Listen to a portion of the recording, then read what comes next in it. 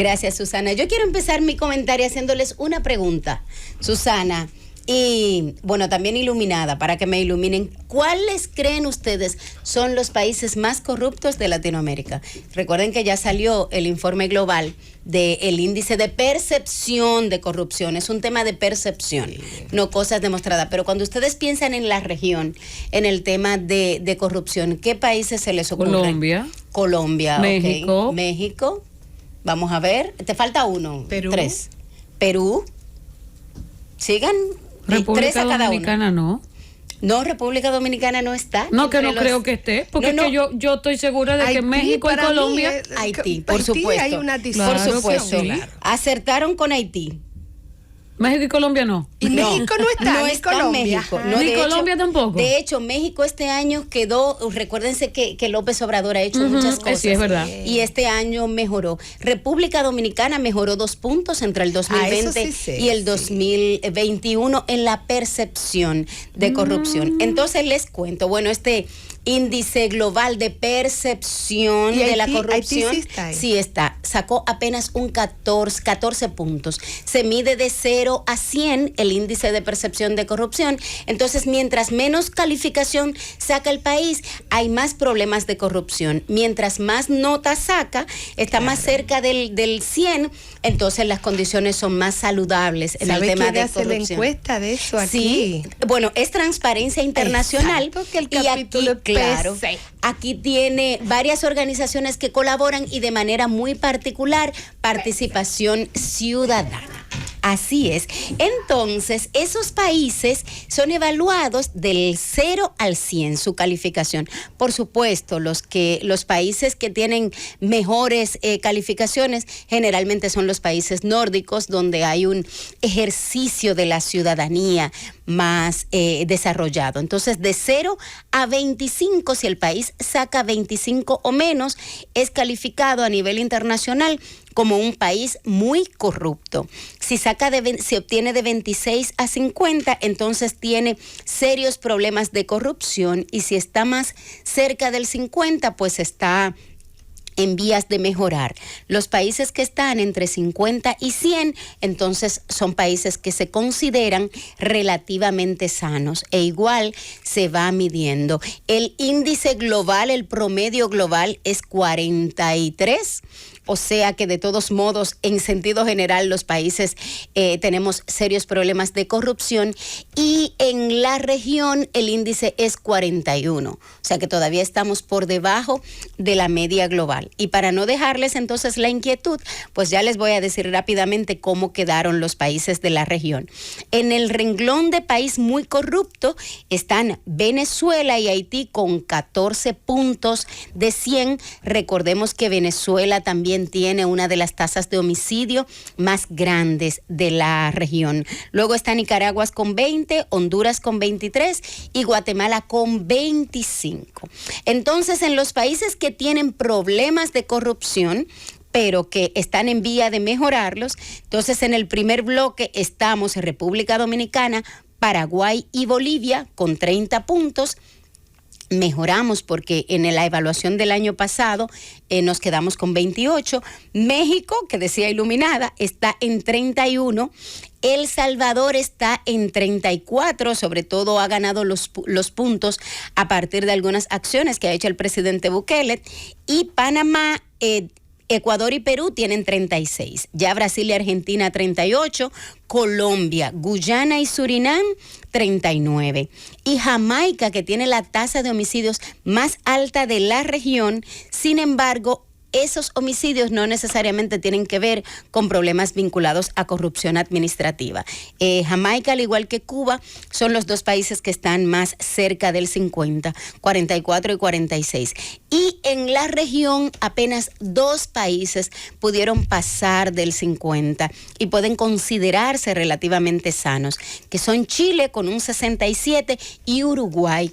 En el caso de Uruguay, tuvo mucho que ver las medidas que ellos han tomado últimamente, sobre todo el tema de la independencia del Poder Judicial, la independencia del Ministerio Público y de los diferentes poderes. Además de que Uruguay tiene un ejercicio de la ciudadanía de los más avanzados que pudiésemos tener en la región. Entonces, como decía Susana, este índice lo mide Transparencia Internacional. Desde el año 1993 está constituida, es una organización de origen alemán, pero a partir del año 2003 es que empiezan a hacer este tipo de publicaciones y básicamente el ranking se está midiendo con estos nuevos estándares a partir del 2012. Perfectamente podemos entrar a la página de esta organización y ver cuál ha sido el comportamiento de los países, específicamente en el tema de medidas anticorrupción y prevención del delito. Y República Dominicana ahora queda en el puesto 128 de 180, avanzamos esos 2 puntos y recordemos que los elementos que se miden en este informe son, por ejemplo, asuntos de sobornos o malversación de fondos públicos, el uso de los puestos públicos, no solamente el uso de los puestos públicos para beneficio privado, sino también el uso del poder en alguna posición para beneficio particular, y ahí también se mide entonces las empresas privadas. El tema de los conflictos de intereses y la protección legal que se le da en el país a las personas que pudiesen hacer denuncias con relación a corrupción. Nosotros hace un par de años pues tuvimos entonces algunos puntos que perdimos con el escándalo con la muerte del abogado Junior.